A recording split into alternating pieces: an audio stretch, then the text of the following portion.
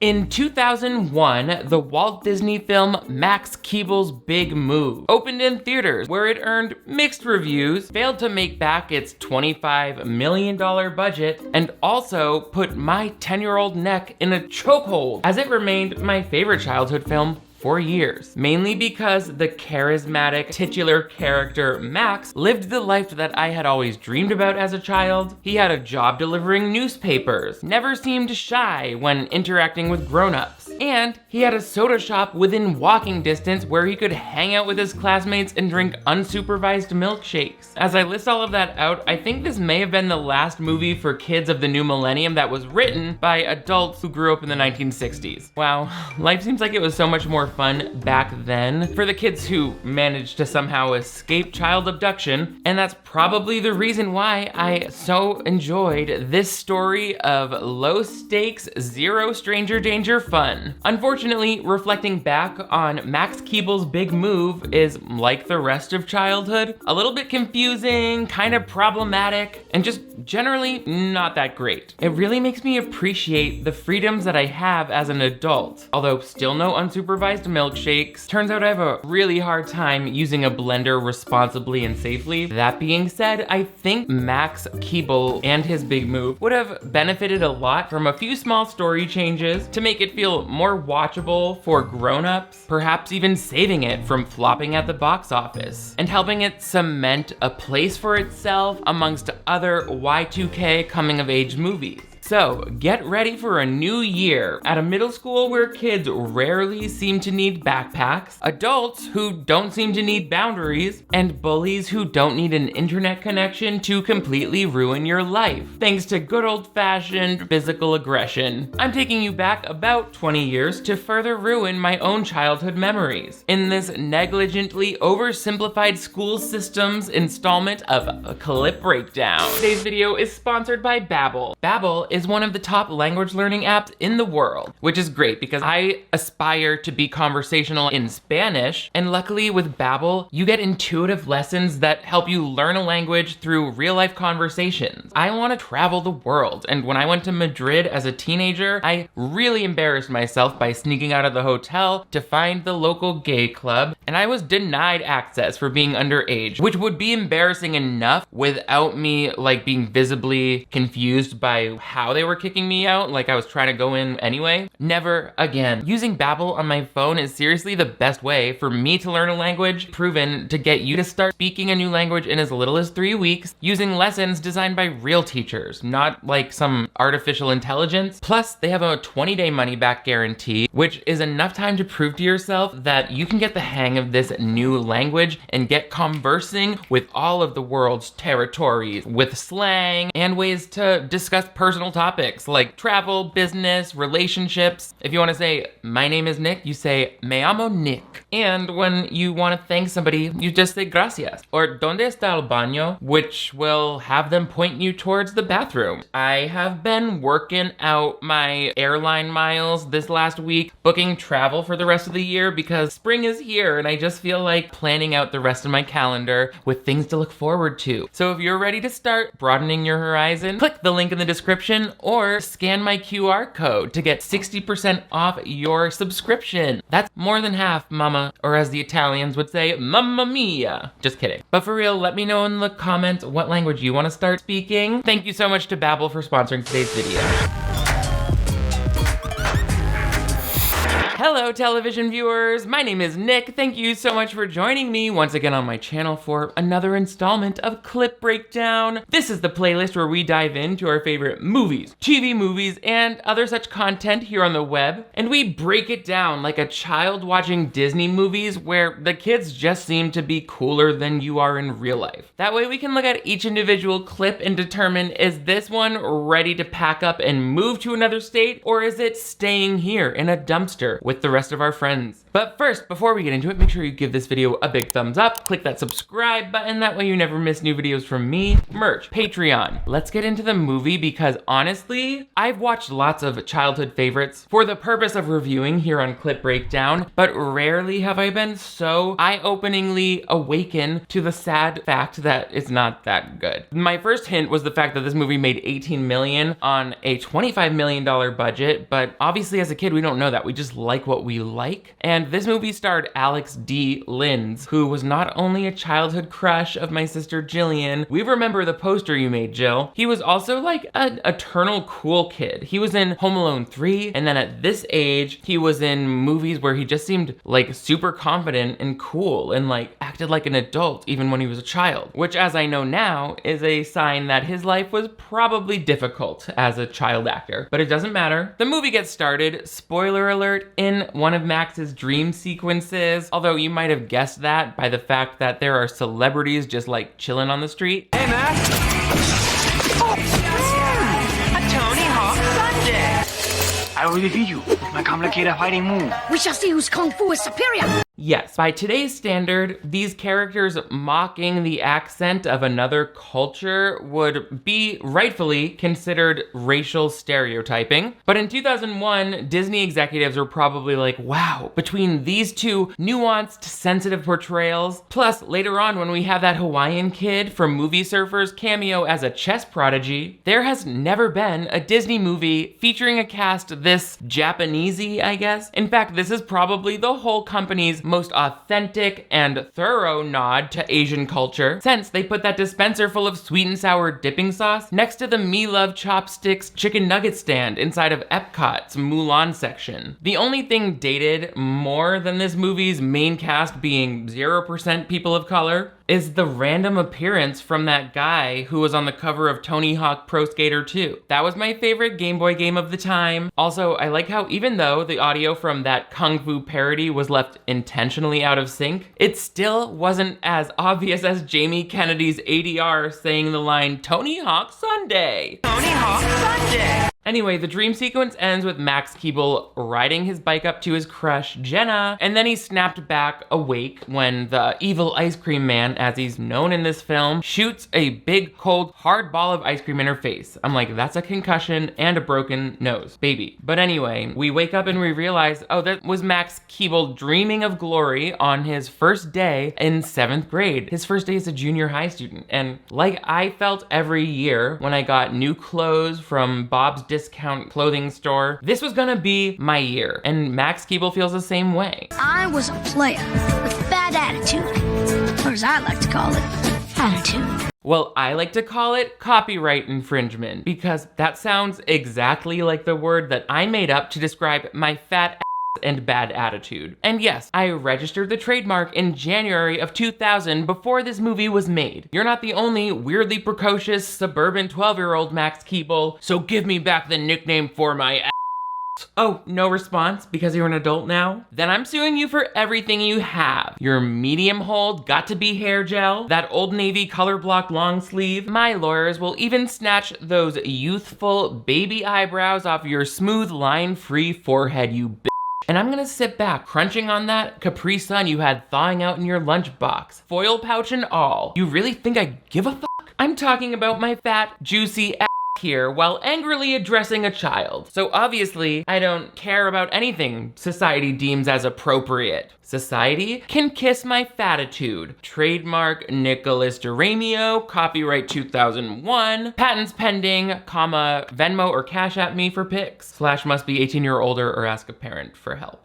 Strike that last part, no kids. Anyway, we meet Max's family real quick while he does not eat breakfast, which to me is like the first sin. His dad is always dressing in like crazy costumes. He comes in as a lobster. You'll recognize this dad from Lizzie McGuire because his dad works for this like treacherous marketing manager. He's a marketing guy, and he's always having to wear these crazy costumes for his pitches. When I was a kid, I really thought he like stood out on the street being like, "Come to Red Lobster, I'm a lobster." But no, he's a little higher up than that. And his mom stays at home trying for years now, 7 years, to make their home look perfect. So she's literally a homemaker. Really complex portrayal lifestyles there for women already. Max gets on the bus to his first day at a brand new school. This is junior high, which is now usually called middle school, but at the time, I remember it was like 7th grade through 9th grade, rather than when I went to middle school, it switched over to 6th grade through 8th grade. Let me know which you were part of in the comments below, middle school or junior high. Anyway, we get a feel for Max, his standing in social society, and his best friends, who are not like other best friends.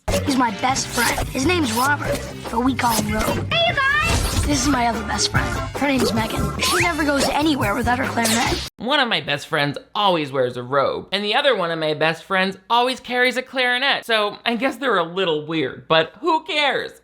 Just the child psychologist who monitored the security camera footage of your elementary school recess. This whole bus reeks of an anxious attachment style, and it's not just coming from Abby S., who always gets the front seat because she's a child of divorce and always lets the driver talk to her about the boyfriend drama currently happening in her life. I guess as a child, the plot of this movie, as well as the characters in it, seemed a lot less generic than they do today. I'm an adult now, so the only generic things I need are the compliments I receive, the groceries I buy, and all of the psychiatric medications that help keep me alive and out of prison. Don't give me that look. This is a YouTube video, not the interview to become a substitute teacher, although that didn't unfold much better than this, and I was escorted off the campus. But whatever, f this movie made for kids, f kids who need to learn in schools, I don't care. I can do it myself. Megan, the nerdy best friend with the clarinet, is like, wait, are you not playing bassoon this year in band? And he's like, that's not really cool. We gotta be trying to be cool. So you see that Max has changed his look. He's wearing cool new clothes from nowhere, and he's a little dismissive of his friends' interests because they might not fit in with the cool crowd here at his school. It's junior high. Is band still cool? What are you talking about? No, Megan, what are you talking about? And why are you talking about it with the unnatural timing of a child actor trying to recite lines from a script? And your answer better not make me want to bully you even more. This is just one of several instances in the movie where the kids who star in Max Keeble's big move seem to have tripped over their lines, but the director left it in the final cut because it, I guess, adds a sense of realism. Or in this case, I feel like it's because really the actor who plays Max, Alex D. Linz, didn't give them enough shots reacting to his surroundings so that they could cut away to him being like, confused, huh? Or, oh brother, eye roll. Or the, I don't know. If you can do those 3 things at age 12, you are an actor. Go be in movies. Also, Max always seems like he has the confidence and swagger of a college freshman. There is no world in which he wouldn't be the coolest kid in 6th grade, but we never see that. What was he like back in elementary school? How did he change so fast? What encouraged him to switch up his look? Don't say you have a whole new look if you're not gonna show me in your previous look. We don't know. I also don't like this one moment where we randomly and inconsistently jump over to the perspective of some side characters whose scenes were mostly cut out. It's all for exposition, and it's like either do this or the voiceover of Max explaining everything. It's one or the other. Troy McGinty. He's gonna pound on a different kid every day. He's devised his own special way, letting the world know who is coming after him. So that's the school bully who scares everyone because he made a custom t-shirt. Yeah, I'm really frightened. And you're gonna do this for a new person every day? Wow, I really love your commitment to buying 180 blank t-shirts and spending time every evening so that you can decorate them with fabric paint. It's like you're a BTS stand, but with misplaced daddy issue aggression. I feel like they really just went for the first idea they had for everything in this script. Those kids were like, and now he has a new intimidating way of letting the whole school know who his next victim is going to be. And then he reveals Taylor Swift's Junior Jewels shirt with the signatures of all of her former classmates whose souls she's absorbed. If I was Max Keeble, I'd be like, oh, it's cute. No, it's cute. That means you're gonna beat me up? Okay, adorbs. Slay. Good. It's too great of a coincidence for me that Max Keeble, the main character of our movie, is also Troy McGinty, the bully's first chosen bully out of everyone in the school on this day. That confused me even as a child. I was like, oh, okay, first day. I couldn't put it into words at the time, but now it seems like we just met this character. We haven't established Troy McGinty as a bully other than saying he's gonna reclaim this victim, and this victim happens to be our main character, who is still unaware when he goes to his first class of the day with one of our beautiful, beloved teachers of middle school. Lil Romeo? Yo, what's up? I'm over here, Bode. Okay. Oh, Romeo's in the house. I'm down with that. You should probably just speak to your black students the same exact way you speak to all of your other ones. I don't know if they taught you about that at the college where you clearly attended frat parties with racist costume themes. Try and pull it together. We briefly flash over to our principal, as in the principal of the school. His name is Principal Jindrake. He's played by comedian Larry Miller, and he does video announcements, which already was like peak new millennium for me as a kid. No one still does this, as far as I know. Anyway, he seems to be a little bit bumbling, a little bit egocentric, thinking he's the president. Either way, we go from homeroom to science, where we have, what? Another conventionally attractive teacher. Pheromones. Nature's dating service. It's how many species attract mates. Would someone like to open the window for me, please? You see? Irresistible. Welcome to your first day at Hot White Lady Junior High, where I start every class by saying something sexy to all the 12-year-olds. And then I impress them with how I secrete bird hormones and collect them in a jar. I don't understand why all of the teachers in this school are young women who look like they're about to give me a great deal in a commercial for the Honda President's Day sales event. They should be wearing glasses and a lab coat testing out tire suspension. Also, Miss Birdsex, you know the children are only allowed to open those windows in the event of our semi-annual gun violence. Also, the first day of class is usually dedicated to teaching lab safety. I noticed you're not wearing any gloves or safety goggles. Also, the school nurse took a swab of the apple on your desk, and this whole room is absolutely crawling with avian bird flu. So, enough with the wild animals. And we'd really like it if you could open your blouse by one more button. Otherwise, how are we to say that we're celebrating women in STEM? The sexualization of children in this movie weirds me out. A 12-year-old, he's like the hottest girl in school. Girl, you're still watching SpongeBob. Don't talk about that. After class, Max runs into Troy McGinty, who he knows from childhood, and his voiceover is like, you know that kid who you used to be cool with as a kid, but now he doesn't talk to you? And he goes into the origin story of why Troy McGinty made Max his first victim and that whole backstory. It goes back to Max's 4th grade birthday party, which was based on this TV character, McDougal's the Frog. Is there a wee little daddy having his birthday today? It's me, Mr. Keeble. No, sweetheart, that's not true. It's just that Max's daddy is part of the furries subculture, and his fursona is that of a Scottish frog who can transition between sexes in order to be compatible for any of the potential mates at the convention center. He also has a long, sticky tongue that he can flick out of his mouth and up their butts. This conflict that originates McGinty's hard feelings towards Max feels A, too long ago, and B, like it has nothing to do with Max. He wasn't even a speaking character in that flashback. Also, we don't know that Max ever reminded anyone about that incident ever. So what is Troy mad about? Like, it would be one thing if they showed a scene of Troy opening his shirt and it was some random kid, like there was this shy kid who's always crying and being pulled out of the car. If that was McGinty's first victim, because he's vulnerable, and then Max jumps in to defend him by being like, oh, hey, he's just a little nervous. Like when you were at my 4th birthday and got McDougal the Frog. All of the Mick names. The names in this are stupid. Anyway, he could have brought it up in public, and that's what puts him on McGinty's list.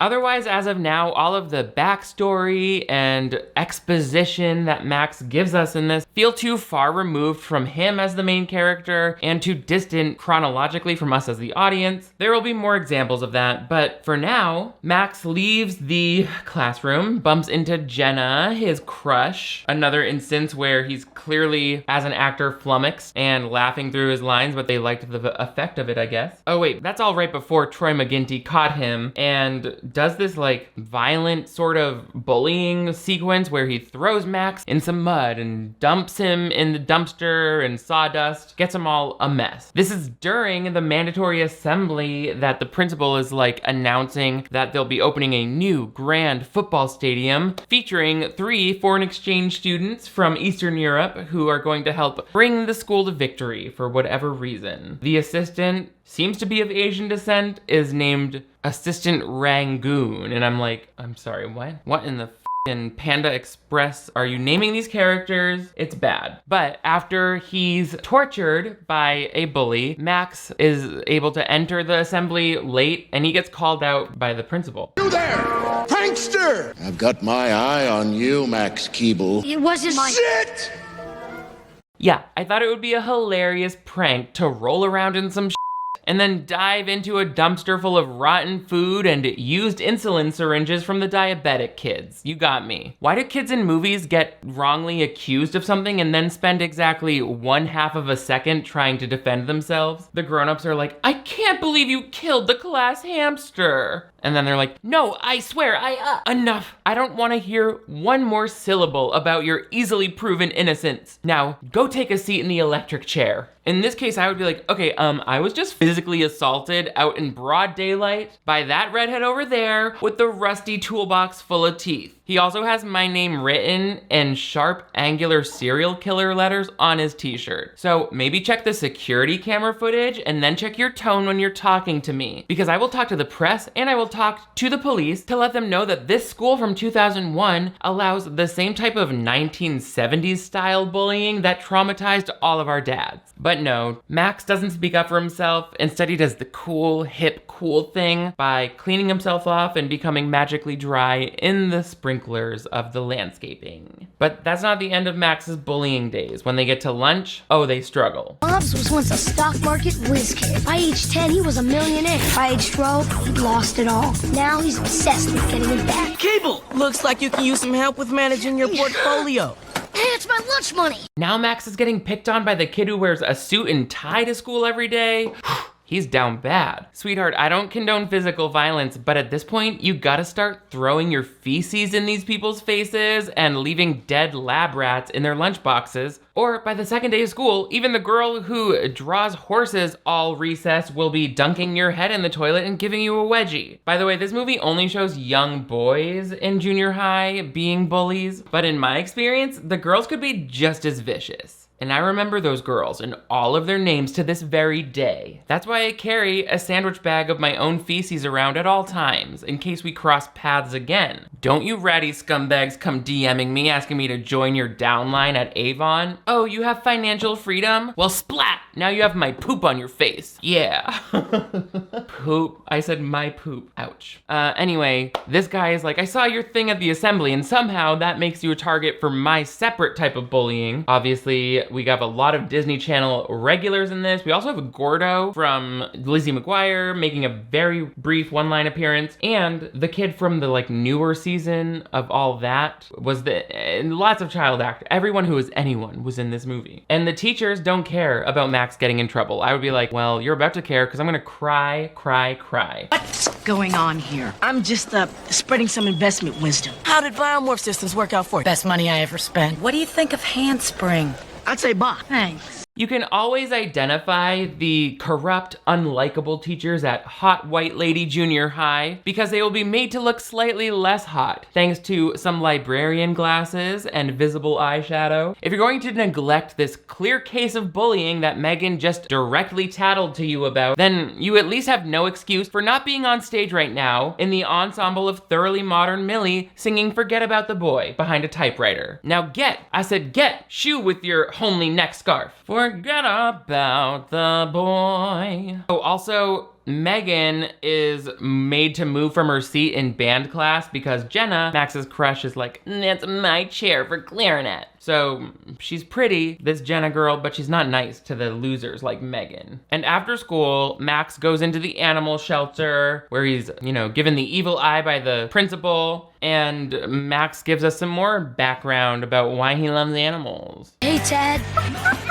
Did you miss me? This is Tad. He totally rules the animal shelter. I helped nurse him when he was a baby chimp, and we've been buds ever since. Wow, Max, seems like a lot of cool, interesting stuff happened to you before the events in this movie took place. And if Tad is your best bud, then why is he locked in a cage right now? Oh, that's right, because if he gets startled by a goat, he will snap and begin ripping people's faces and genitals off. They really don't let chimpanzees be actors in movies anymore because they're too unpredictable. Speaking of which, how come this animal shelter looks more like the underground suburban wildlife market where I got bitten by all of those snakes? It was mostly my fault for trying to audition them for my reenactment of Britney Spears' 2001 VMA performance. Turned out none of them were interested in the role. I mean, it was a great opportunity for exposure, but whatever, sure. Anyway, the owner of the shelter lets Max know, well, we're trying to find homes for all of these animals because we're getting shut down, bought out by this evil guy. No further information needed. And the bad day doesn't stop there, because when he gets home, here are his stupid parents with this piece of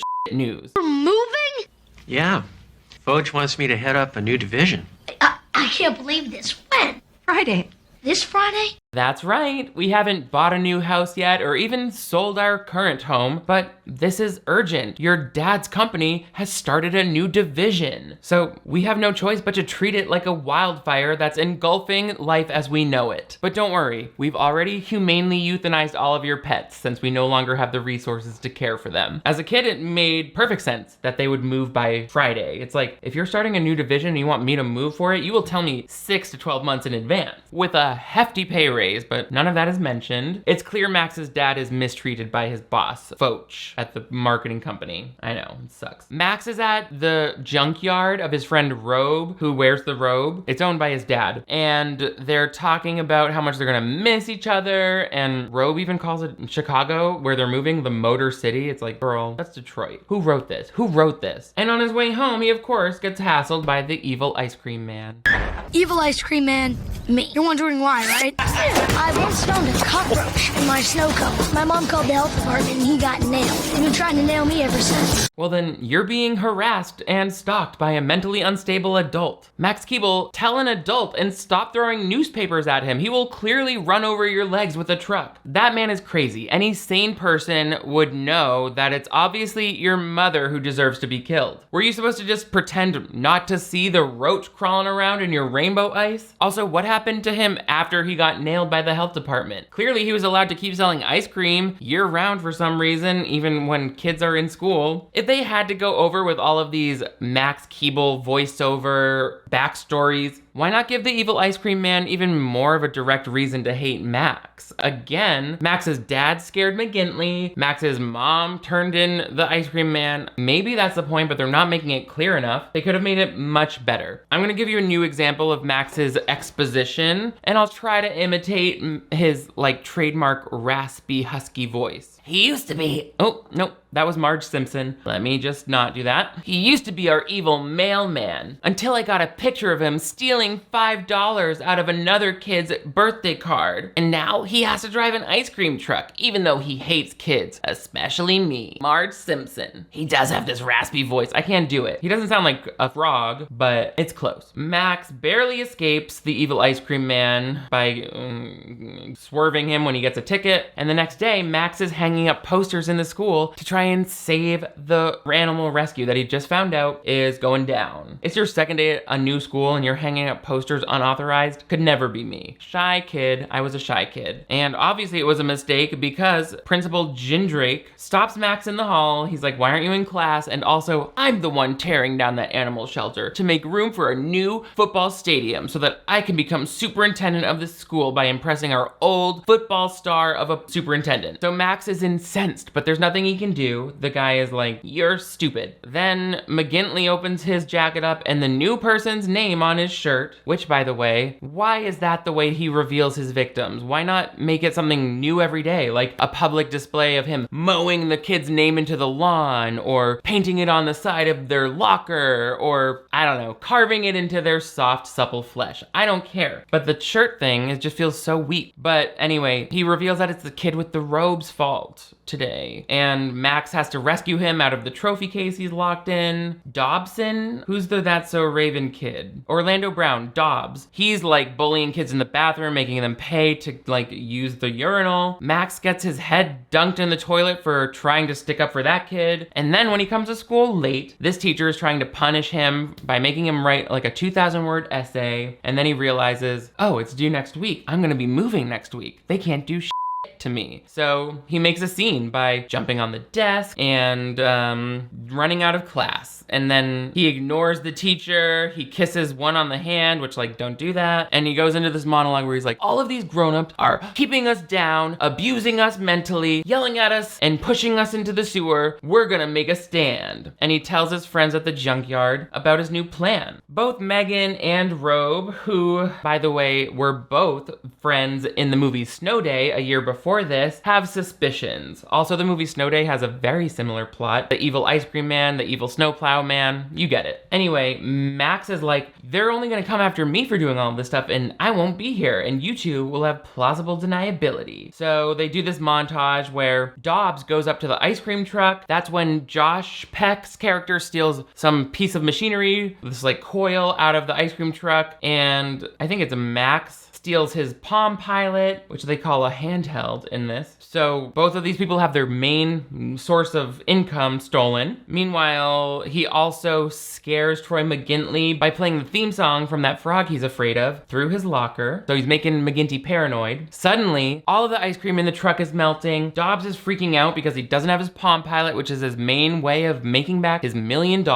I don't know if I told you, but Dobbs was a stock market whiz kid who made $1 million by age 10 and then lost it all by age 12. So he's trying to make it back one $2.50 lunch money bundle at a time. And the evil ice cream man is just, you know, rude and yelling at kids trying to sell them his melted ice cream. My fudgesicle's melting. People pay extra for that. Now beat it. Heat is on. Fart knocker.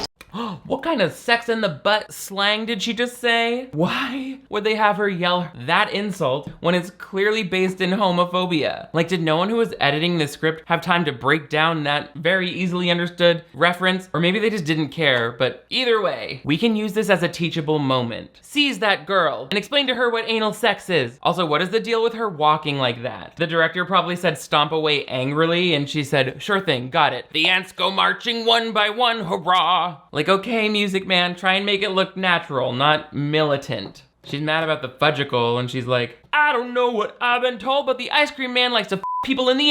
No, little Debbie, that's not okay to say that. So the plan is on, and even Max's dad recognizes this newfound confidence. Max's dad is like, some people just have power over us. And Max is like, yeah, but if you don't stand up for yourself, they'll never know that you can, and they'll always keep coming back. And he was like, where is my son? Who are you? Furthermore, alluding to a previous version of Max that we never get to see in the movie. You need to show me at least one day where he's meek and nerdy and has this makeover, right? Like if he spiked his hair and bought new clothes, I would know he has a new look. But instead, he just looks in the mirror and is like, this is my year. I have a new look. Ha! Anyway, that night, him and Robe and Megan all break into the school as though it wouldn't be heavily alarmed. We're talking post-Columbine here. And they're like hacking into the mainframe. What do they even do? Oh, he takes the pheromones that he learned about in class, puts them in the mouth spray of the principal, and Megan goes on the computer and sees that the principal is siphoning all of this money from the teachers and the textbooks and all of this like important art related stuff like band into the football stadium. So that's some important intel. The next day, the mom is sad because she's packing up the whole house after she just got it perfect.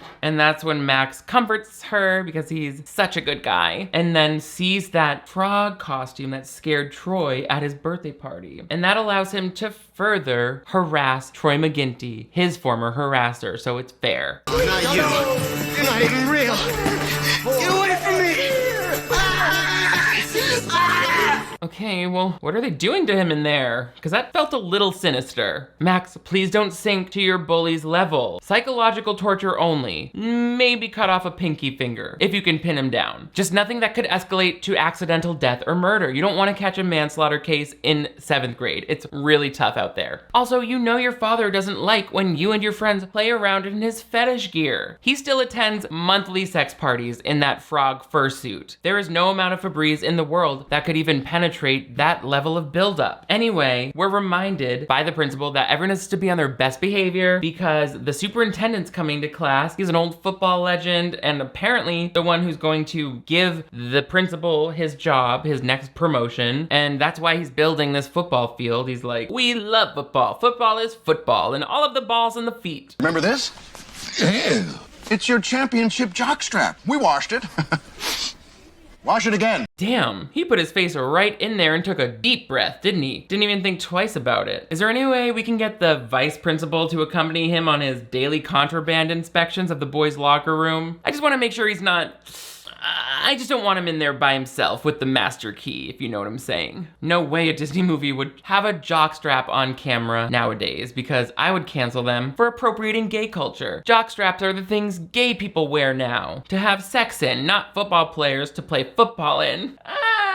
Anyway, Troy is completely terrorized by Mr. McDougal's. He's hiding under a desk. And then when the principal uses his breath spray, the pheromones attract a squirrel in who bites his genitals. So funny. Also, don't do it. Rogue goes up to the melted ice cream truck man who's trying to market his ice cream as melted ice cream soup. And he gives the Palm Pilot to him that was stolen from Dobbs. And it says like, if you want your coil, meet me at the junkyard. And then Dobbs gets an email being like, if you want your handheld, meet me with this coil at the junkyard. So the two arrange a meeting, not knowing what's up, but the very next step in the plan, a food fight.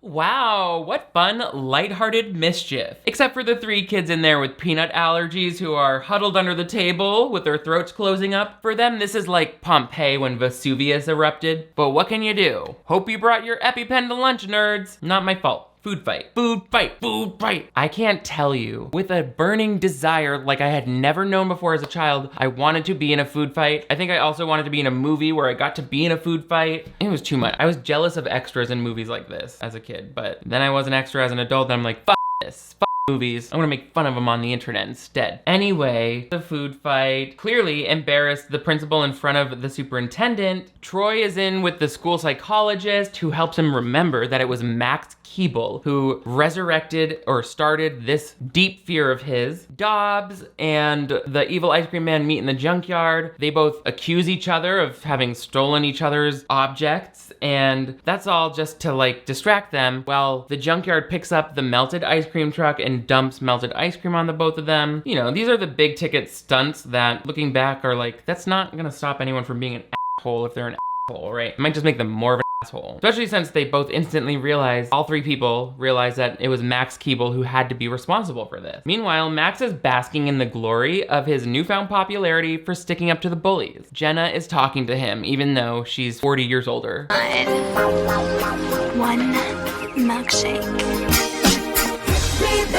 One more time. Amber alert, I just witnessed a child abduction. I mean, I guess it was like just a 15-year-old 9th grader with a 12-year-old 7th grader, which is probably not illegal, but like, it's still a challenge for my brain to accept. One half of that couple still needs a babysitter, and the other half of that couple is a certified babysitter. So maybe don't stroke his head like that, Jenna. It's weird. We understand that you're a social climber, but you're basically a high schooler now. You shouldn't even be on the same social ladder as someone who is still bragging about their holographic Charizard card within the Pokemon binder that they keep under their bed. By the way, that's the other reason I don't really feel connected to the character of Max like I did when I was his age. What are his interests? interests. We never see him caring for an animal other than just being mad that they are going to be bulldozed. He has a paper route, but he has no hobbies or interests like Robe or like Band Geek do. It's just delivering newspapers with that spiky hair and the weird, creepy confidence of a college student. Anyway, Max was supposed to be at the going away party that Megan was throwing for him with just Robe and her. It's like, you know, you have more friends than just the two of them, but that's sad. And Megan sees him dancing up a storm with a little Romeo and Jenna at the soda fountain. By the way, this movie was shot in mostly Pasadena, California. That's where the school scenes were. And so Megan storms off all sad, and Robe is like, Megan likes you. She really likes you. You, and walks off. So his friends are mad at him. He doesn't know what to do. And then of course, we get more conflict, baby, here at the 1 hour mark, entering the third act. Here comes Dad with more stupid shit. Guess what? We're not moving. I quit. We're gonna stay here. I'm gonna start my own business. Wait, we're not moving? That's right, you get to stay here in this now zero income household while your dad struggles to be taken seriously by clients who saw that all of his previous marketing pitches required him to dress up in cheesy costumes. I love how Max's mom is like, oh sweetie, I'm so proud of you for making another life-changing decision for the whole family without including me. Come on, mister, let's go brush out that weird greasy haircut of yours. Max, honey, you enjoy this panic attack you're having, all right? You're so lucky to have an unstable home life. So Max just kicked up all of this shit, and now he has to go back to school and he's terrified. His dad is like, don't thank me. You encouraged me to stay here by telling me I should stand up to my oppressors or whatever. So Max is hiding out all day and he sees that even though he's moved away, his friends are still taking the blame. McGinty is going after him, being like, now I'm gonna beat your every day. Dobbs tells Megan he's gonna take all of her money forever until he can afford a new handheld. And the principal is taking out on the whole school, announcing that because of the food fight and things like that, he's cutting music, he's cutting science, he's cutting everything the kids love. Jenna is like, I don't even like him. He got us railroaded. Max, who is at school, although why even go if you're just hiding from class, like you're not gonna be marked in attendance. He wants to hide out in the janitor's office. The janitor is stuck trying to clean up like the trombone that got all messy in the food fight. And he's like, any kid can make a mess, but it takes a real man to clean one up. And I'm like, where's this janitor come from? Why is he talking now? Like, come on, movie, come on. But anyway, that inspires Max to get on camera and apologize to his friends and be like, come after me, I'm still here. Bullies, you can come stick a broom handle up my not that fat kids. And everyone's like, oh, cool. And the principal comes in and apprehends him. And while he's monologuing, Max makes the clever idea to accuse him of stealing budget and turns the camera on. You've been stealing from all the other school budgets to fund your stupid football stuff. So we have fewer textbooks. Textbooks are for nerds. Band is for losers. So the janitor has to work overtime for no pay. So what if the cafeteria serves sawdust as a vegetable? Or the scoliosis checks are performed by an untrained volunteer who just seemed really enthusiastic about looking at all of your backs? None of these things are governed by law, and all of them fall underneath my absolute power as the person in charge of this school that apparently has about 6 employees working here. Ugh, if only all of the budgets weren't decided by the school principal, but by an entire school board full of multiple people who voted to prevent things like this from happening. But hey, this is just how it is in real life. Adults are either oblivious idiots or cartoon villains. Kids binge drink milkshakes as though they're culturally the same as alcohol, and the school is within yards of an animal shelter that somehow contains a monkey, a bear, and a giraffe. But that's just real life, that's the way it is. Suddenly, the whole school is mad, but the principal gets locked away, and the kids rally to help Max when he meets Dobbs and McGinty, who's coming after Max at the place where he said to meet them so that he could finally take his punishment. And I'm like, they're not gonna kill you, right? Like, they might hurt you, but you'll live. So what are they gonna do? I get it. As a kid, the stakes seem high. You get caught. So they grab Max and they're about to, I don't know, twist his arm out of his socket like a wishbone, but not until the power of friendship. And go! What are you gonna do about it, huh? This. Okay, Megan, that was kind of a serve, but only because I know how much anxiety you get performing in front of a crowd. Just know that a lot of people are gonna see that and make fun of you. You gotta brace yourself. But that was just the start, because then the whole marching band, along with all of the other underdogs and bully victims of the school, come out, finishing the song of "We're not gonna take it." It's a real triumphant moment. Even though the principal escapes from his false imprisonment, Max makes a big speech about how, oh no, big football players, we shouldn't dump our bullies in the dumpster or we're just as bad as them. We have to make the school better for all of them, so let them go. And they do let them go, but they fall in the trash can anyway, proving how nonsense these consequences really were ever going to be. Jenna invites Max to a party, but he's like, sorry, you He's like, I actually have to hang out with my real friends. And then him and Megan presumably get married in 40 years. But wait, one more conflict. Here comes Principal whatever, Ginsberg, and he's like, oh, you thought you won? I'm gonna bulldoze this whole animal shelter anyway. He's crazy. It really seems like he's about to kill Max. But they have a showdown, and the principal makes one fatal mistake.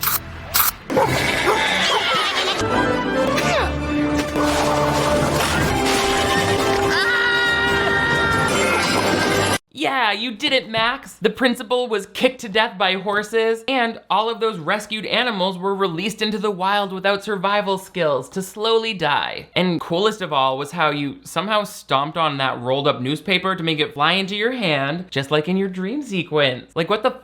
Are you the coolest kid on earth to the point where even the laws of physics don't want to bully you anymore? Well, I'm not afraid of you, you Marge Simpson sounding shrimp. All that rescued animal blood is on your hands. And I hope that chimpanzee breaks into your house at night and smashes all of your Lego products. He also might rip off your face skin, so sleep with a hockey mask just until the animal control center hunts him down. But hurrah, hurrah, Max gets the guy fired, and we get this epilogue. Everyone's chilling, everyone's happy. As for me and my friends, well, we were just happy that the first week of school was over. Now we can chill for the rest of the year. I don't get you, paperboy! Oh, man. Aw man, this threatening adult is still terrorizing me daily. But that's just 7th grade, I guess. Totally normalized. Like, whatever you say, Max. At this point, you seem to honestly love the attention, so whatever. Also, yeah, it's gonna be a real chill, stress-free school year from that point on. At least for like 3 more days. The chronology of this storyline ends on September 7th, 2001, so I think due to certain world events, you're gonna find the second week of school to be pretty stressful as well. But that's okay. We'll make it through as a nation after trillions of dollars in war spending and countless lives lost. And that's all we wrote about Max Keeble's big move. Again, I think I made it pretty clear where I feel like the script was really floating above where it could have been in terms of quality, did not give me enough detail or connection to these characters' backstory like I think it should have, and it also normalized a lot of unhealthy things like bullying and adults who want to kill children with their vehicles. Manslaughter. It was a lot of potential manslaughter happened here. But let me know if you agree or if I'm just being a hater. Also, it can be both, especially if you're also a hater. So let me know in the comments below. Also give this video a big thumbs up if you want to see even more breakdowns on early 2000s Disney movies like this. But most importantly, make sure you click that subscribe button if you're new to my channel or been watching for a while but haven't been getting updates every time I upload a new video. That's 2 new ones every week, so turn on notifications and you'll always be the first to know when I've stomped on a newspaper and thwacked a monkey in the to make it bite your throat. You guys are all the greatest. Thank you so much for chasing down a little boy in my ice cream truck with me. I will see you next time.